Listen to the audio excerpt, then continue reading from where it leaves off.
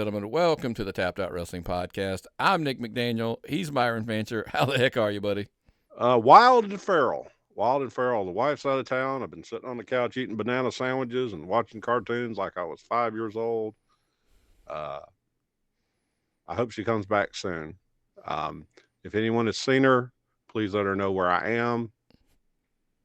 I've been watching a lot of YouTube, a lot of Patreon, because that's where you go to find the finest wrestling podcast there is. That's right, man. Patreon.com/tapped-out-pod. That is where, of course, you get the shows early, like the 2 weekly, the Tapped In, Tapped Out shows. Every week you'll get those early if you are a paying member. Also get that bonus content that we're doing. Like I did a little one on the car ride home back from AEW Collision this past week. We're going to, discuss that whole experience here in a little bit, but you would have had it literally the next day, if you were a paying member. But look, there's free content as well. It's not all paid. We've got Phil Stamper's list that he compiles of the national indie shows list. Great, content there. That is a free product. Look, we didn't want to hide that behind any paywall, so that's absolutely free. The Georgia Wrestling Spotlight, where we cover the week that happened and the week we look forward to the weekend that's coming in Georgia Indie Wrestling. That is exclusively now on our Patreon page. Again, that is a free show, but it's exclusive to patreon.com/tappedoutpod. And like Myron said, we get it. There's a lot of people out there, man. There's still YouTube watchers. Tappedoutpod.com takes you right to our YouTube page, and you can still catch the main two shows every week. But like I said, a lot of that extra stuff, man. We see more and more people migrating over to the Patreon and kind of feeding into that again. Patreon.com/tappedoutpod. I keep getting feedback about indie wrestlers that are using that Phil Stamper list, which handily enough is on our free Patreon. They use it if they're when they come through Atlanta and they want to get more than one booking. If they're coming out of the Carolinas, they're like, oh, well, there's a show running here and here. Maybe I'll contact these people. It's a lot easier than going through social media and stuff like that. They can find out who's running and get booking when you go out of town. So yeah. I love having that kind of access. And for me, when I'm not remembering where I'm going for the weekend. Yeah, look, it's a great list. And we credit Phil Stamper every week. It's a massive undertaking. I don't know that I have the patience nor the energy to do it, so I appreciate them putting it out there, and that's why he deserves all the love in the world. But hey, look, we're the national show. This is kind of what we dive into. Before we dive into some of the other upcoming stuff, I wanted to ask you. We're in week 2 now of the Netflix era with WWE Monday Night Raw. Things kind of look more great. Back to normal. Looks, I'm assuming the streaming service resolution is going to be that much better than the TV resolution. Look, man, I'm being fair. I think that's the case across the board. Like if when I watch NFL games on Peacock versus NBC, the Peacock stream looks better than the NBC stream. Look, even Dynamite and Collision on Max looks better than it does on, TV. So I think that's just kind of a thing of the resolution in general that they're outputting. Well, and no Tapagna and the kid from Home Alone and all those other people. Did you just say Tapagna? Well, that was too young for me. I didn't have that show as a kid. Okay. It's Topanga, but okay. What about, was Elizabeth Berkley there? No. Okay, I'd have been interested if she was there. But think about it. All those stars that secretly love wrestling were able to come out and show their love for wrestling on Netflix, on the Netflix premiere. We didn't have those stars. We didn't have The Rock this week. Was it enough of a good show to make you pay attention to it, Nick? Oh, look, it was, it's funny. I said this was not a cameo-filled Raw. It was back to kind of a regular episode of Raw. Obviously, we'll get to the big debut in a second, but it still was a good Raw. I wasn't saying it was a bad thing. I'm like, it just wasn't like, hey, we're trying to make this massive thing. And look, we talked about that last week a little bit, that I was like, hey, relax. I think this week you're going to see more to what you're used to versus, they were trying to do a pilot episode on Netflix to draw the eyes. And I think we're going to find out if they did that here in the next, I'm guessing the few days, we'll probably get more answers to if that was the case. But it was a good episode of Raw. It wasn't a great episode of Raw. It was a good episode of Raw, but it was just that. It was, now we're back to normal, and now we're going to find out, like, what we look like on a regular basis, I think. Well, you had that big Penna and Gable match, which I thought was excellent. I really enjoyed that. I hear rumors, and you were telling me that things were a little long, which Penna may have to learn how to work in the confines of the WWE environment. Can I ask you a question, though? Yeah. So there was this rumor, that floated around that, like, oh, there's a little bit of backstage heat with because Penna's match with Gable and his promo went long and they had to cut some segments. My question was, why? Like, you're on Netflix, you don't have a time limit. Like, why? Whoa, yeah. Why are you even cutting segments if that is true? And by the way, the source was actually a source that's pretty credible. It was PWI Insider that actually did it, so I was a little more leaning into that. Okay, that's probably true, but like, why are we even cutting anything? Because it wouldn't matter. Because the show was in at 2 hours and 30 minutes. Yeah. Before they, the replay, that was 2 hours and 30 minutes on the live show. And people were like, oh, where's my 30 minutes? Well, they got all their shit in still. And that match went long in the promo. Whoa, you just blew my mind, Nick. They can't go long anymore. Now, they may have a thing, and like they look, I understand that if they put a format together and they're like, hey, we're shooting for 2.5 hours, that's what we're going for. They could still go long on paper, but we would never know if somebody in the back wasn't making a case, making a big deal about it, right? That's not even a thing. There's some guys we'll see in the next couple of weekends that I'd actually like to bring that up. Some guys that are really good at running guerrilla and timing shows. I don't know if they've ran shows that are untimed or have this kind of thing, but I'm actually going to ask some guys some questions at shows that have done this kind of thing and see what they say on it, because I'm fascinated by that. The concept of going over on a show that doesn't have a time limit. But do you think the shows are going to get longer as we get closer to pay-per-views and then kind of wane in the middle? Is that something you expect? I don't. I don't think. Somebody asked me that, and I think there's no rhyme or reason. I think they're just going to be like, hey, this is what we're trying to accomplish. Get that accomplished. If that's 2 hours and 15 minutes, 2.5 hours, 2:45, 3 hours, whatever. Like, if we can get it done in 5, let's not make it 10 to make the show 3 hours or 2.5 hours. Like, I don't think you need it. I understand the thought process, but I just don't think you need it. Make the show as long as you need it to be, and then walk away. Like, cut it loose. Let me ask you a question. If this is just there, this is in my head. If AEW had a show of the same length, it's the same concept, you think they go 5 or 6 hours if you told them they didn't have a time limit? Well, they do on pay-per-views, but they don't. I don't know that they would on a regular TV show. I don't think they would. I don't. I think the pay-per-views are, because you have to remember the logic of, they're trying to justify you paid $50-$60 for that thing. Yeah.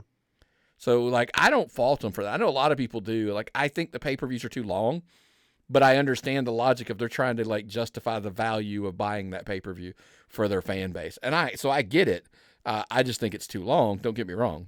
Well, also, you probably want to get people in bed before 11 o'clock on a weeknight, too. I mean, Raw was running till 11 o'clock. You don't want to put people in bed at midnight. Oh, yeah. So that makes sense there. We'll see how it goes. But WWE is just on a roll right now. Jesus. Yeah, so like last week, because, we were talking about, I wanted to get it in here, was, last week we talked about, like, they did the 4.9 million worldwide, 2.6 whatever it was in the U.S. So I woke up, it was funny, I woke up on Tuesday morning and it was like, oh, Raw's not even in the top 10 in the United States this week. And so I sent the group text, I sent it out, and I was like, man, it's kind of worrying me. It's not even in it. And then a couple hours later, I was like, oh, never mind, it's number 1 now, because I didn't realize the fact that I woke up at 6:30, so it's 3:30 Pacific time, so the calculations probably hadn't even hit the system yet. And as of recording this morning, Wednesday morning, it was still number 3. So it was still in the top 3, at the time we recorded. Replays. People want to watch it right now. I mean, it's hype. Will it continue? Will it continue? we always talk about the indie show crowds. Like, hey, don't get caught up in the number. Focus on the trends that you're getting. I think we're kind of going to be in the same boat for a little while with Raw. Let's see kind of how they trend over the next 6 months and see where they are. We've never talked about overseas ratings. I don't know how many people watch wrestling American wrestling overseas. Maybe that's a research project. Maybe we do a little digging. It'd be easy for us to figure how many people watch New Japan or Noah or something like that in America than to find out, to me, how many people watch WE in Europe. It's going to take some research. If anyone knows how to do that easily, please let me know, or we'll have to sit down and work. But the fact that they draw, you said what, 2.6 million in America and 5 worldwide on that? It's 4.9, yeah, if last week. So we'll see what this week's was. So that's a lot of people worldwide. Listen, Penta's part of the equation here. This is kind of why I wanted to get to it. The worldwide number, I think, matters more. I think the Netflix thing was more for the worldwide movement than it was U.S. based. Think about this. Penta came out there. He is for the diehard, wrestling people that are into him. But Penta's also for a worldwide market. Yeah. He cut a promo and then he back halved it in Spanish. Yeah. And I'm like, okay, that entire segment to me was like, that's telling me this was focused on a different market, not just the diehards in America. That's what he's brought in for. Like, they are expanding and everything. And if you gloss over their roster, you're starting to see more and more international influence as far as the talents on that roster. And that's why the Netflix thing, I think we've said it last week. We've said it in the future. The growth is in the world, not in the United States. And here I'm sitting. I never have understood why they had that huge Hispanic influence on the middle of the card that they haven't pushed. They've just kind of been the Charlotte's husband and Zelina Vega and all those people. Man, now they're going to be moving them. It would make sense to move them to the front to continue to draw a massive audience. That they were thinking ahead. They knew things I didn't know. Damn. It's now, speaking of planning ahead, now we'll get into this. I know something that, we kind of went back and forth about this, before we recorded.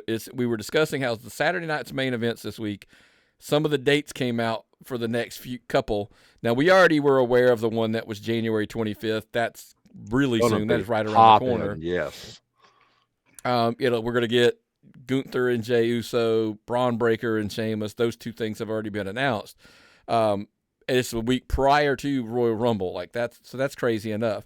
But then, the Memorial Day and the May 24th date is out there, and people kind of pause and jump back. Then they announce then you read July 12th. Well, why did these dates ring a bell with wrestling fans? Well, May 24th, Memorial Day weekend, that is the usual weekend that AEW runs Double or Nothing in Las Vegas. July 12th is the day that they are running All In Texas. So, depending, because the announcement, Double or Nothing has not been officially announced, like what day it was going to be. Is it the 24th or the 25th? So that hasn't been announced yet. As of recording, let me brace it, because that may change.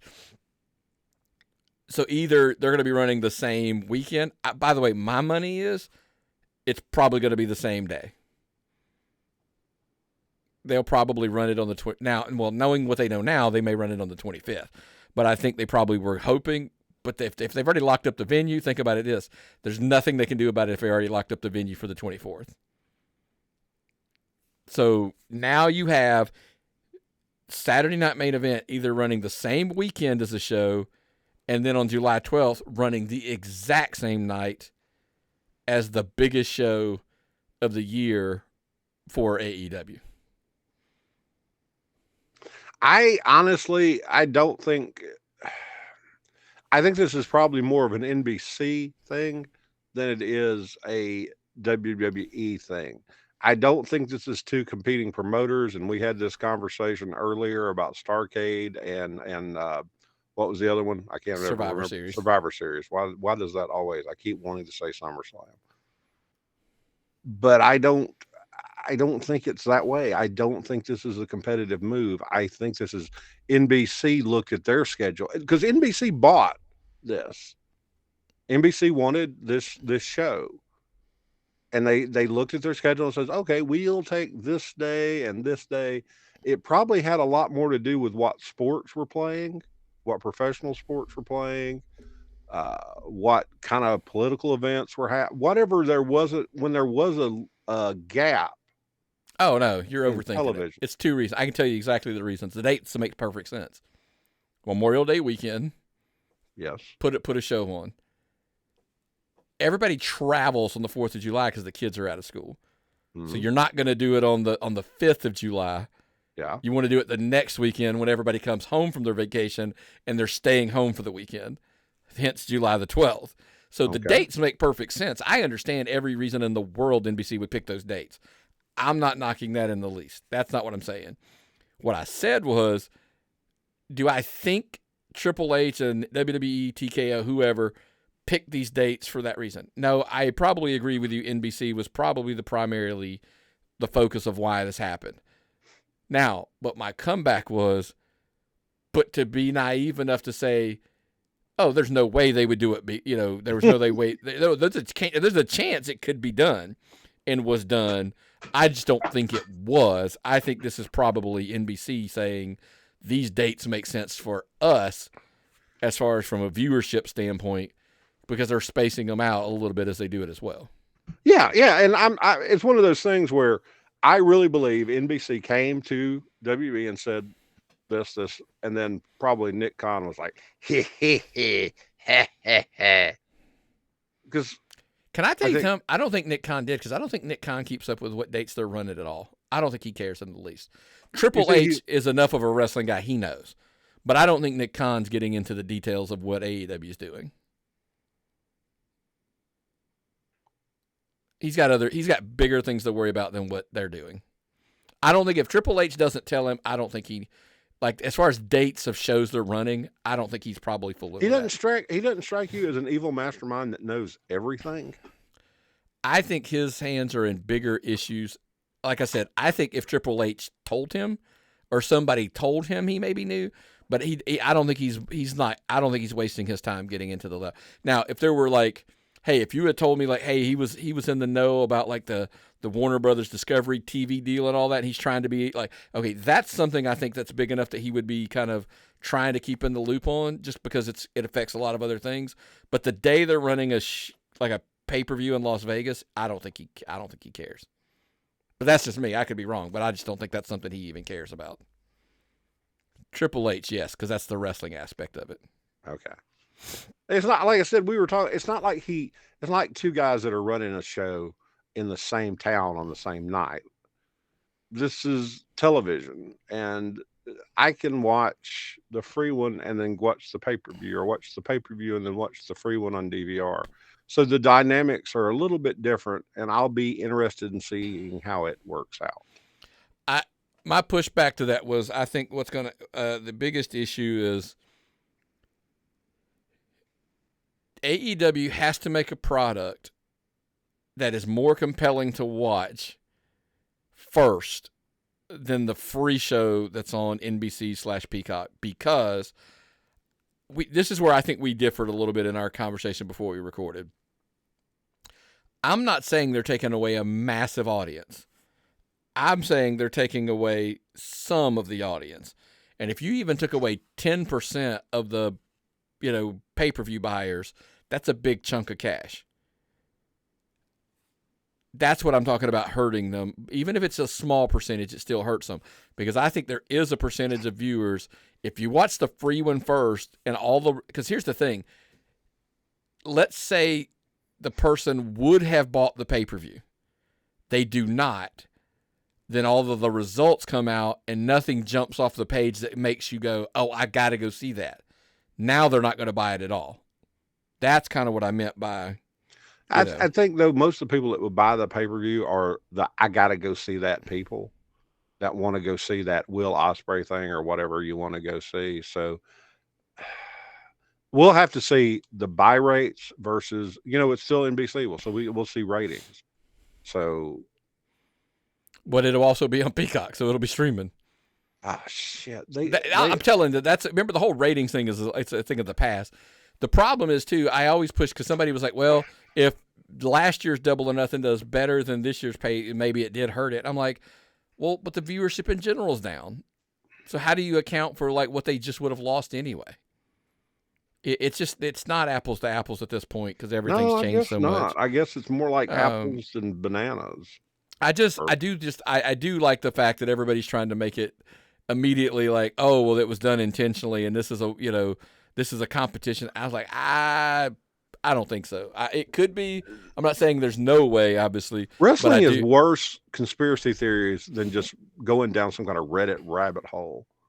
Everything that happens is a conspiracy theory. Just relax, folks. Yeah, and enjoy it. And look, we just talked about the Saturday Night Main Event. The next one is obviously the 25th, which is a week ahead of the Rumble. So it's way early. There's all these sports things about like the way too early, college football top 25 for next year, all that kind of stuff. So I know we're a few weeks away, but it's still a little bit early. We'll probably next week or the week after, we'll dive really heavy into the Rumble. Look, not a whole lot is known up to this point. We are fully aware Kevin Owens will face Cody Rhodes in a ladder match at the Royal Rumble. They're unifying a real title and a title that I guess Cody wants, but it's not a real title. It was just like hey, we're going to wear it some. But the big ones obviously being Nia Jax is the only woman who's declared for the Women's Royal Rumble. But for the men so far, we have CM Punk, Seth Rollins, Drew McIntyre, John Cena, Roman Reigns, Jey Uso, and LA Knight. Give them the Myron overreaction. I think it's a little overreaction, but what did you say? I think it's going to be amazing. It's got all this talent in it. I can't wait. I'm dying to see this. This is going to be seriously, look at this, folks. Look at all the talent that's already been in it. I mean, the male will be the most stacked, but the female will be the most surprising, in my opinion. You'll get the most surprises in the female Rumble. But look, it's got Punk. It's got Cena and Roman Reigns. Okay? Punk has to win. No. Reigns has to win. No. Cena does have to win. Yes. It's time. Now listen. His time is now. You can't see me. His time is now. Did you pre-ordered your Funko, didn't you? I did order I pre-ordered my Funko. Okay. I'm going to get my t-shirt. You want to get a t-shirt? You want to get a t-shirt too? I'll probably get my wife a t-shirt. I don't typically buy them, but I'll get her one probably. So the rumors are all that Cody will defend against John Cena at WrestleMania, and chase number 17. I'm torn on this one. I think we've discussed this in the past. Cody or Cena either has to win the Rumble or he has to win the Elimination Chamber. One of those two to qualify to have a match with Cody. I like the concept of Cena winning the Rumble. I do. However, from a business perspective, let me ask you to ponder this. taptapod@gmail.com. Let us know your thoughts. I say if a heel wins somehow, some way, have John Cena be the last guy who thinks he won, and then the heel sneaks up behind him and dumps him out. Or have one of those heels do that bit where they go out of the ring. By the way, do you want to know what it? I know it's not who he's wrestling. I'm fully aware of this. But how about Logan Paul sneaks up behind John Cena, dumps him out of the ring, and that's because there's a rumor that he's going to be the one wrestling Gunther for the world title at WrestleMania. So how about Logan Paul? Because you want to talk about some heat. Oh, that will make insane heat. The promos, man. Gunther was I'm talking about the heat of John Cena standing. He thinks he's won, and the fans are going bananas. Oh, but you forgot Logan Paul went under the second row or the bottom or whatever. He comes in behind, dumps John Cena. He gets to face Gunther. So now, because here's the real reason you do that. That sets that matchup. That's great. That's awesome. But now John Cena's desperate. I gotta win the Elimination Chamber. If he wins the Rumble, why are we paying to see John Cena's last Elimination Chamber? Because he's not gonna be in it. but you get people to go all in on it's his last Rumble. You're going He to comes watch up short. everything. Now you got to pay to see the Chamber, or you got to watch the Chamber on Peacock, or where because John Cena, he's got to win this to get an opportunity at a title. So now you buy that, or you're bought into, not buying it because I know they're free on Peacock, but you're like, hey, oh, by the way, they are going to milk every step of John Cena's last year they possibly can. Because then, if John Cena wins the Chamber, I gotta watch him now wrestle Cody at WrestleMania to see if he gets number 17. Well, how many Funkos do you have, Nick? I'm looking now because they're all right over there. I think I have 2. 2 Funkos. What are they? So I have one that came in one of my old Loot Crate boxes. It was a Joker one. I have a Flash one that you bought me for Christmas a couple years ago. And then now I'm about to have the... Okay, so you have 2 Funkos. Yeah. You've never purchased your own Funko. You went out and bought, pre-ordered. You didn't just see it in a Walmart and impulse buy it. You pre-ordered a John Cena Funko. I'm getting in like June or July. I'll get this thing. Yes. They're going to make every bit of money out of this John Cena deal. So I have a right to believe exactly what you're saying, that they're going to milk the whole and make him do everything he can and go through every single hardship to get to the Rumble. I agree. Yeah, will it be dramatic? It will be phenomenally dramatic. Yeah. Now, Cody Rhodes, he wins he usually starts at 1 and wins the Rumble, right? Lasts the whole time. He's usually done pretty well. I can't remember the numbers he's done in the past, but yeah. John Cena's going to need to come in at 1. He's going to need the last to almost the very end and be eliminated by Logan Paul or somebody like that. Yeah. Somebody to just pop something insane. Yes, I would love to see that. Yeah, I'm just trying to use the logic of how do you get Logan in that match? How do you have massive amounts of heat? Over I know Gunther's the heel right now. I think we're going to slowly see I thought we were going to slowly see the turn. Yeah, everybody was saying babyface turn, but then he came out there and scorched that promo on. Did he though? So we don't normally do this, but I'm going to ask you. Everybody was talking about how bad he was ripping on Jey Uso and how heelish it was, and I'm like, was he though? What did he say that wasn't true? He's like, you're entertaining, you're funny, you got selling a lot of merch, and you did, but he was like, but when I get you in the ring, he was going to show him he was a better wrestler and he was going to beat him, and I was like, that's confidence. That's not heel. I just, it's something about the way he cuts those. It just. Oh yeah, no, I got you. You're not wrong at all. But look, we also got to figure out a way somehow in that Rumble. How do we get Punk in? Does Punk come up short and he cashes in the favor to wrestle Roman Reigns? Because that's the other one everybody's talking about, is he's going to wrestle Roman Reigns somehow. It's got to happen sometime. You got any predictions for surprise entrance on both sides? Both sides.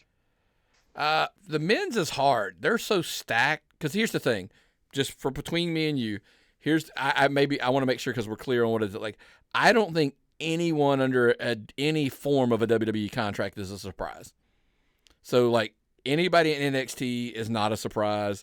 Anybody, you want my shocker? It's not going to happen. But how cool would it be if a WWE ID guy got to make an appearance in the Royal Rumble? It's not going to happen. But if I was WWE, I would do it because you want to talk about bait to get people excited about being a WWE ID guy. Put one guy in a Rumble. By the way, his name's Sean Legacy. But one guy in the Rumble, that would be us. 100%. So I don't really know that you're going to get like men's you're going to get Rumble.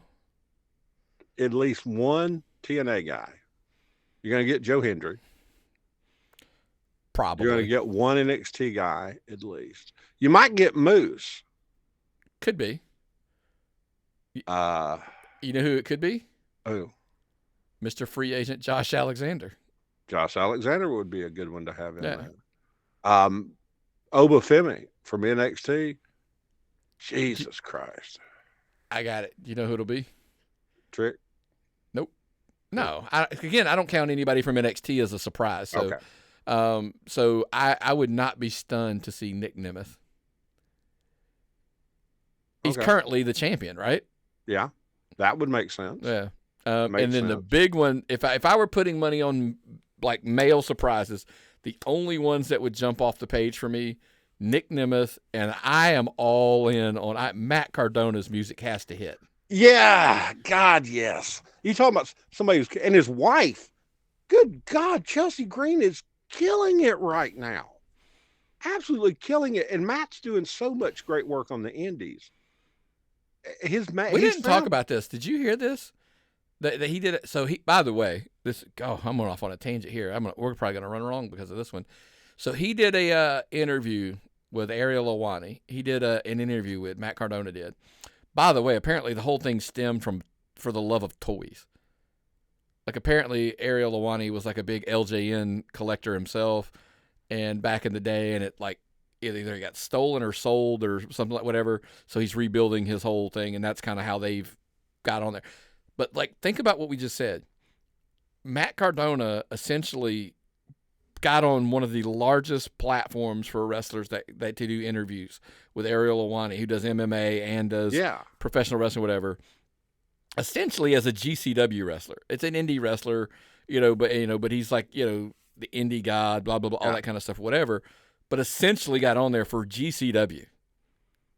That's crazy. Like, that shows you how far Matt Cardona has come. That he's kind of transcended a lot of wrestling norms. Yeah. But on that interview, Myron, he's like, they asked him to come in and do the Hammerstein show with Jericho. They did the TVs or whatever, and they asked him whatever, and somebody said something about a contract, and he was like, never shown one. Never offered a deal. The entire thing through. I had heard rumors like, hey, they're going to probably try to make him an offer, whatever. Nothing. Not even an offer is what he said. That just floors me that Matt Cardona was not made an offer of some kind to, now maybe he doesn't want to. I don't know. Maybe he would have said no, and maybe they knew he would say no, and that's why they didn't offer it. But back to our original point. Here's the question.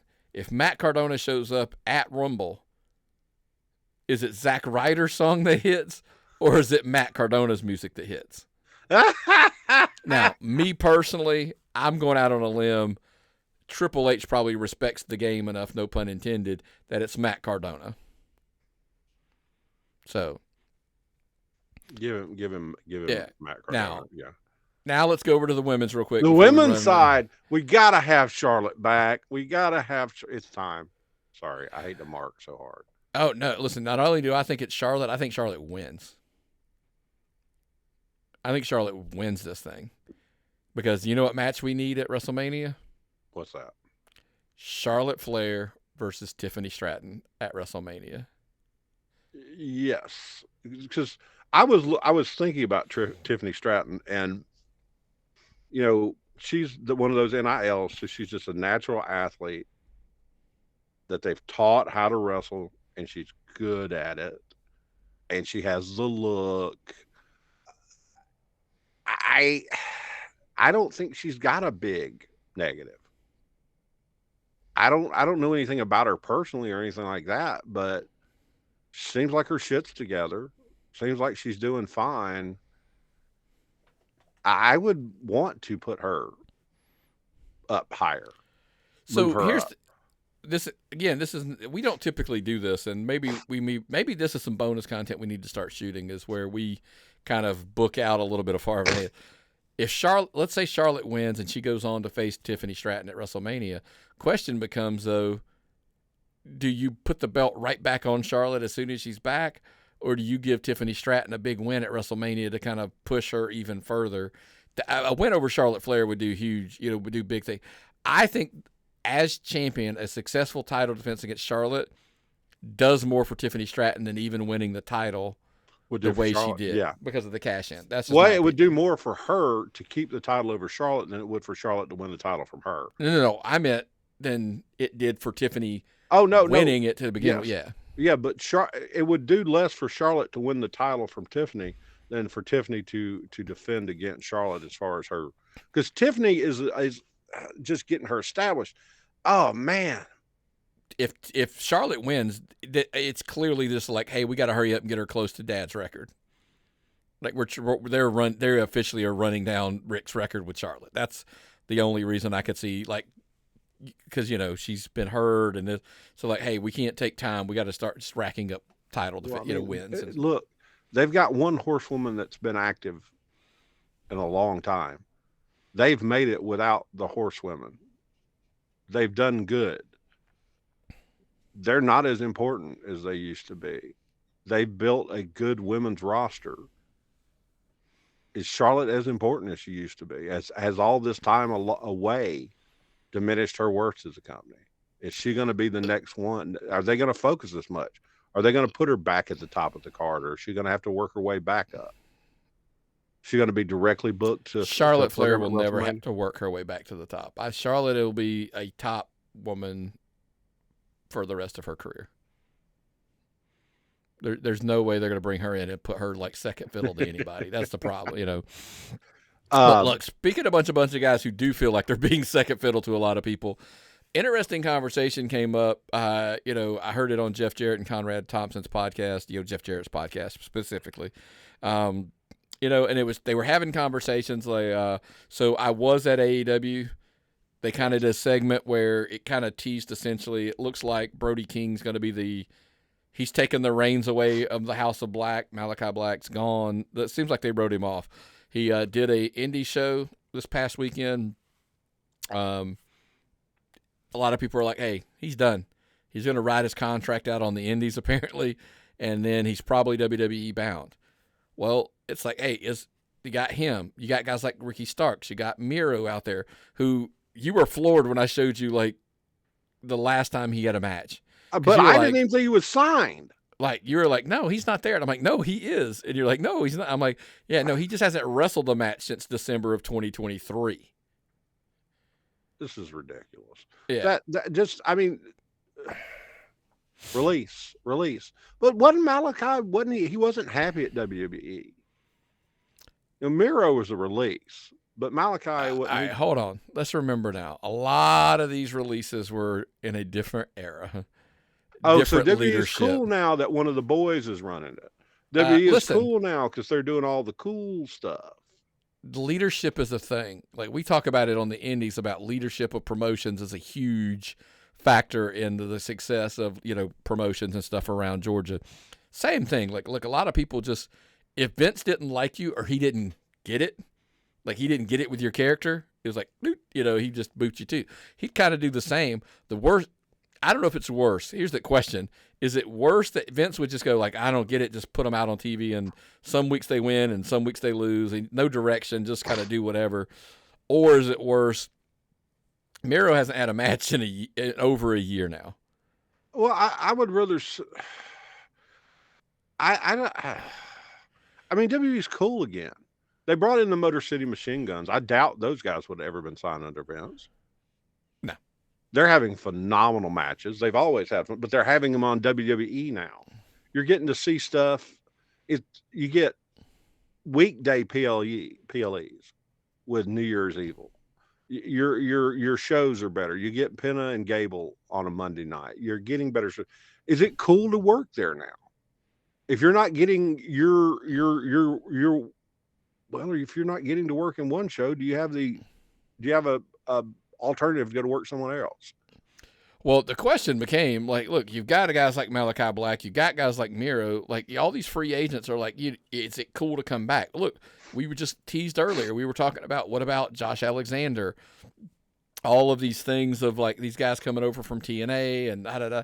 Where you put them? Is there room? And, that was the question at hand, is like, is there room?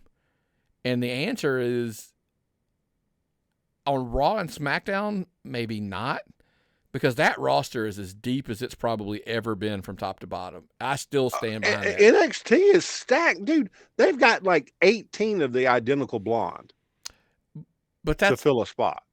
Right, and I don't know where they're going to stick them. Now, if you keep telling me about the Evolve thing. NXT Evolve. It's, the new thing. They took over the Level Up. We talked about that a little bit last week. I think what has the potential to happen. How long have I been banging the drum that WWE is trying to make NXT the actual third brand, like a legit third? Can they get that show?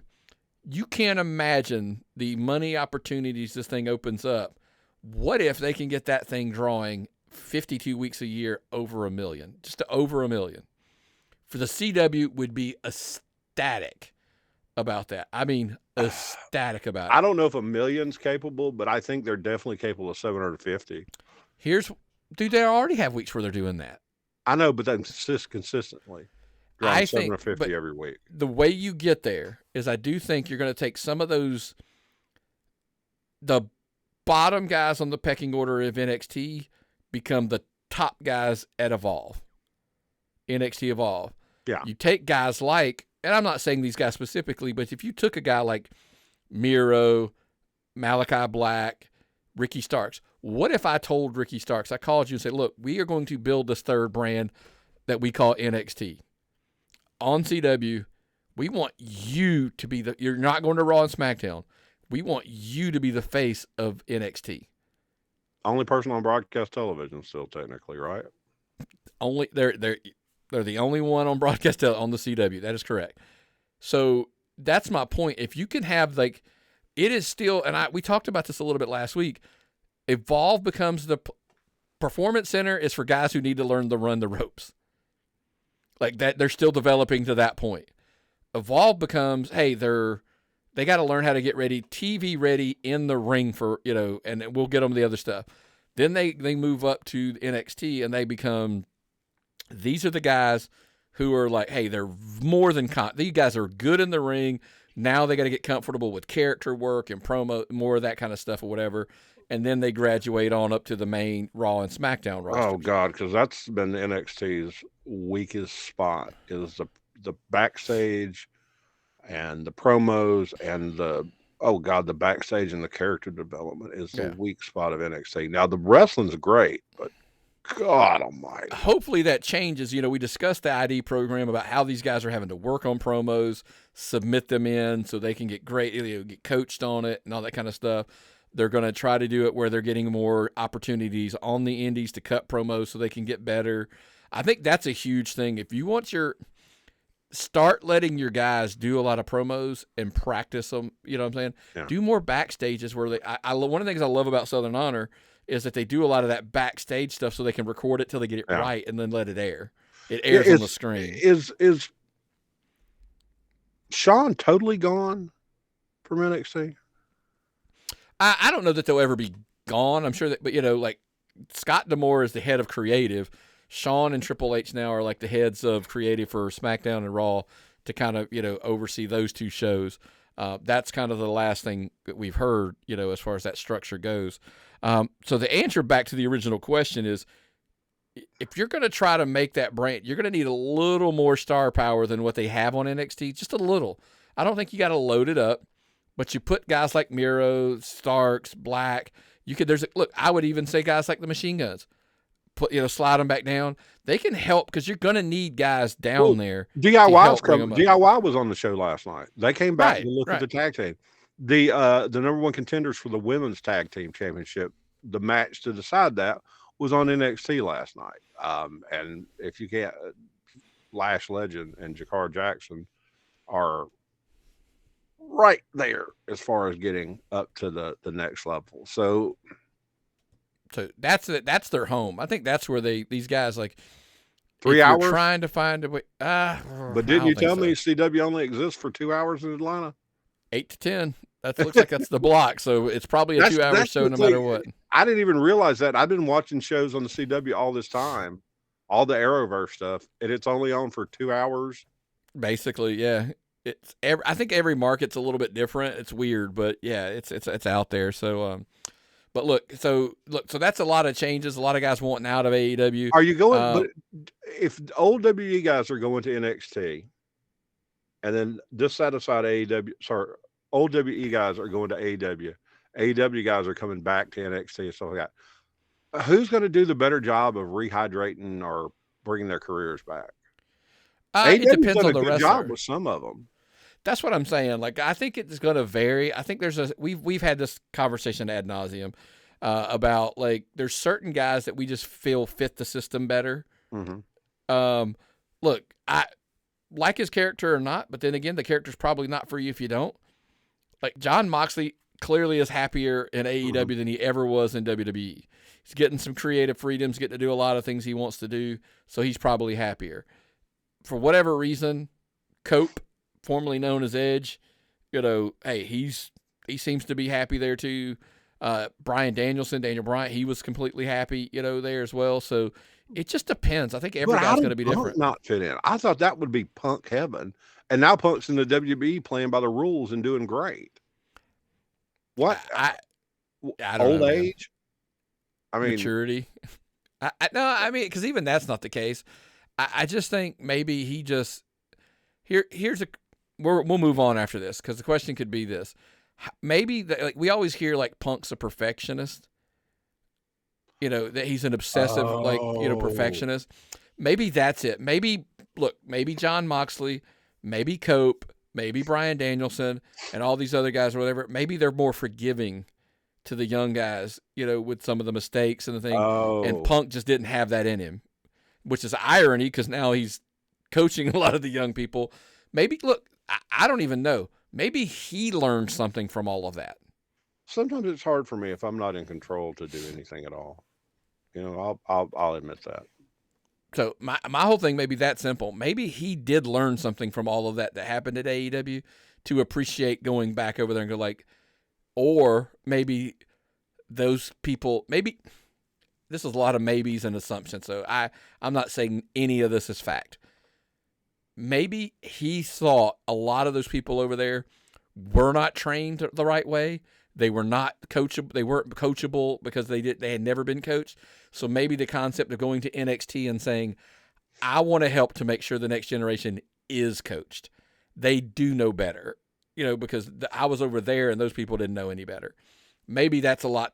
Maybe he took away and learned from that. And that's why he is in the situation he is in. Massive assumptions, massive, a lot of stuff. I get it. Well, what did you see when you went to AEW? Listen, I thought the show was fine. It was a good show. It wasn't great. I know the Jericho Dax Harwood match is getting a lot of grief on social media. Well deserved, and I'm a big Chris Jericho fan. Always, me too. Always love Chris Jericho. The venue, I like the venue. It was a smaller venue. Look, I did a whole Patreon on this, sharing some thoughts. Like, they did some Ring of Honor tapings there. I do think that needs a little work. If you want to hear the details of the why, I think it needs to, and even potentially how they could maybe fix some of that. It's behind the paywall over on the Patreon page, patreon.com/tappedOutPod. Check that piece out. But the arena was smaller. It was a little over 2,000, I think, was what WrestleTix put out there. The venues. The cool thing was, I was concerned about the attendance, which when Tony Khan came out and addressed the crowd, he said, hey, this is our first time here, but it won't be our last time here. They're like plugging that they're going to be back at some point, which is cool, because one of the things I do enjoy that it appears as though they are trying to do, they are going to try to fill the void WWE has left in some of these smaller markets by going to those markets, running some of these smaller venues, because the venues do look better when they're fuller. If they had run a 10,000 seat venue and they had put 2,200, 2,100, whatever it was in that venue, it'd be drastically different than running a venue that, they claimed like some 8,000. I'm like, that building for that setup wouldn't hold 8,000, in my opinion. I could be wrong. Probably 4 or 5, 45 or something in that range. Now they have different venues in that venue, right? Well, there's the theater. I saw Daniel Tosh in the theater. Okay. There's an arena behind the theater. So it was actually in the arena behind it. That's where there's a hockey team that plays up there in Athens. I think it's like the Red Lobsters or it's not, but Rock Lobsters. I know. I was kidding. The Red Lobsters. Oh, are Red Lobsters all gone?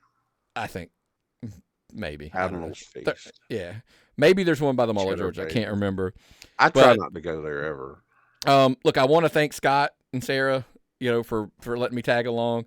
Shout out to them. I adore her. She is such a nice woman.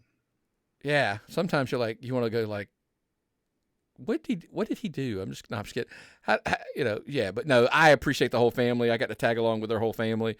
Had a blast. They are awesome. Can't give them enough, shout outs to them. They were awesome. They did announce, by the way, Dynamite is coming to Atlanta. And it was intriguing. This is kind of what I wanted to get to on some of this. So I looked it up. I assumed it was either State Farm or Gas South, right? Like one of those. It had to be one of those two, right? It is not. It is at the Gateway Arena in College Park, which is Atlanta. And I'm like, I literally like, what is that? I don't even know what arena that is. And it's only because I wasn't familiar with the name of the arena. Like once I figured it out. I've never heard of this.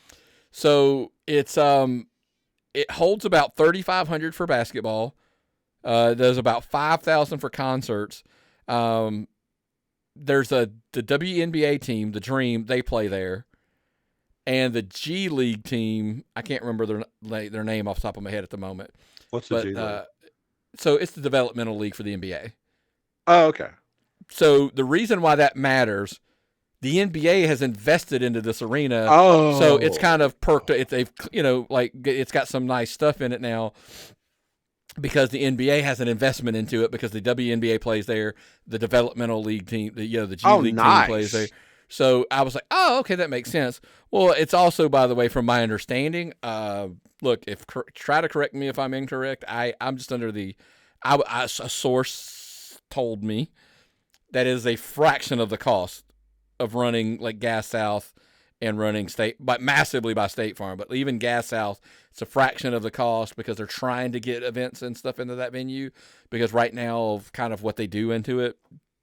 I think a volleyball team plays in there maybe or something. So to have somebody like AEW come in, like I said, I was given a number, and I'm not going to say it on air because I just would be like crazy that that's all that venue would cost. But whether that's true or not, I'm not sure.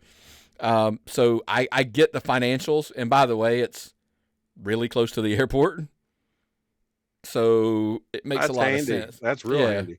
Bring you talent, especially for any professional sports teams. Bring your talent in, play. You got hotels right there. Put them back on the plane. I just mean for the wrestlers. Tony can fly them in. They're not like, hey, drive an hour and a half, 2 hours outside of Atlanta to go to. Well, depending on traffic, getting out to Gas South would be a bitch. Oh yeah. So it's I get it, folks. I totally do. So kudos to them. But what I really wrapped into that was, I do like the fact that they're running the smaller venues. We banged that drum for a long time. Mm-hmm. They look a lot better than a half empty or 3/4 empty. I haven't watched the show. Arena. Did it shoot really well from what you can tell? It did. Yeah, it did. Yeah. Go to the Patreon and hear my rant about Ring of Honor, but that's a whole other conversation. Well, that was the thing was everybody that posted pictures, they were right down there of all our friends that posted pictures, shaking Tony Khan's hand, on the front row. And Brandon and Diana got, right there up front. Zach was down there in the middle of everything. Like, yep. Wow. So I was impressed by how close and how much people interacted with the owner of the company. Yeah, he comes out, to his credit, he comes out and he tries to, interact and stuff like that. I give him all the credit in the world. It was a fun show. Look, when they come back, I'm debating the College Park show because Athens was convenient. That one's not so much because it's actually on the other side of Atlanta for us. So I'm not real sure. So we'll see where we at. Yeah. Even though Atlanta is like half the distance to Athens, it's also twice as far. If you know what I mean in Atlanta traffic. Yeah, it's a little crazy and hectic for sure. But but look, before we get out of here, look, another show that I caught this on Sunday because I wanted to watch it, but then last minute I got the opportunity to go to the AEW show, so I checked it out on Sunday. Was MLW ran their Kings of the Colosseum on nice. YouTube. I mean, check out MLW. You're probably sleeping on MLW for one. There's some great talent there. Yeah, lots of free content on their YouTube channel. That's the other one. massive opportunity to catch up on YouTube. But I wanted to catch it for two reasons. One, Matt Riddle had an opportunity for the MLW Heavyweight Championship, and he did defeat Kojima. Matt Riddle is your new MLW champion. So you have a former WWE, tag team guy. He was tag team with Randy Orton. He's one of the hot guys on the indies / now because of, his phenomenally talented guy. Yeah. Nice guy. Super nice guy. Yeah. We met him, talked to him. Yeah. So he is your new champion. The reason I was really intrigued, there was that, but they also had their Gravity Gamble ladder match. I believe that was set up by Eric Bischoff when he was the guest general manager on that other show. And in the MLW world, his name is Mads Kruger. He won the Gravity Gamble ladder match and now has an opportunity to face said champion at any time, any place he wants to. And so are we looking at a potential? And if you glance over my shoulder, right there, don't you hate that when you have to do the reverse? Like mine's over there. Yeah. You have the MLW action figure for one Mads Kruger. Yes. Mads Kruger versus Matt Riddle for the MLW championship has a hell of a ring to it, does it not? Yeah, I'd love to see the man up there, Logan, Creed, Cruel, Mads Kruger, whatever you want to call him. When I was talking to Riddle there, I said Cruel to him, and he didn't. Logan Creed to me that I was talking about. I had to go back and say, "Oh, Mads Kruger, I think you're the one that reminded me of that." But God, it's so amazing to see a guy we used to watch in high school gyms around here. That monster. My question is it time? It's time. It's past time. It's time to get Mads Kruger, back to the top of the mountain in MLW. And I think it would do amazing things for everybody involved if Matt Riddle is, I'm ready for this feud. I'm ready for, I don't want one match. Like, I want the feud of Mads Kruger versus Matt Riddle. And I want to see at the end of the day, again, Matt Riddle, nice guy, but I am ready for Mads Kruger to put him through a table, put him through anything. I'm ready to see that guy back at the top of the mountain in MLW. That's just my opinion. I think their styles and their skill sets would work really well together. I think this is going to be a phenomenal rivalry. And also having him being a former WWE guy will put more spotlight on Kruger. And that man deserves every bit of spotlight he can get. I agree 100%. And look, because we're a big fan of the guy. Look, I know that's a little curtain pulling behind and, all that kind of stuff. But, yeah, Mads Kruger, absolutely massive fans of his and cannot wait to see more out of him. And who knows if we can catch up with that guy. We could probably put something on our Patreon page, yes. Patreon.com/tappedoutpod. Like you see there, you get the shows early. Every week we usually drop them minimum the day before, get some bonus content. Look, we told you, it's a free episode, but the Georgia Wrestling Spotlight is there now, exclusive to our Patreon page, patreon.com/tappedoutpod. Covers everything that we can cover. We talked a little bit about it. I'm going to cover that in a second. But you also get like the bonus stuff, the Heath's hot takes, and I think that taking the pencil that Heath used to do on the Double Dropkick podcast, I think that's something that we could look at doing some booking down the road or whatever. So sign up, man. Patreon.com/tappedoutpod. Whether it's a free membership or a paid membership, you could do trial memberships for, I think it's like 7 days. You can sign up and try to see if you like it and jump into there. We appreciate everybody that's kind of going out of the way and joining now. The best value in professional wrestling. Yeah. I 1,000% I agree with you, man. And we don't have a transfer window. I can't just show up on another show. Nick can't show up on. Well, Nick shows up on all the shows. Well, shit. He must be the general manager. Something like that, yeah. But man, look, it's a big week.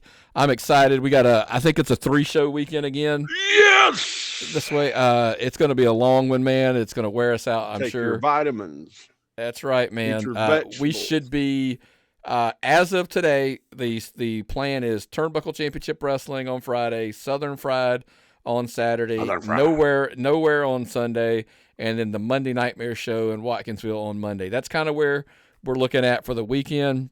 So, full plate, man. Anything else, man, before we get out of here? I never knew it would wear me out so much sitting around watching wrestling, but it does, and I love every minute of it. Thank y'all for listening. I look forward to babbling at y'all on next week's episode. Well, man, if that's everything you got, what's the old saying, brother? If I've got nothing, you've got nothing. What time is it? It's time to tap out.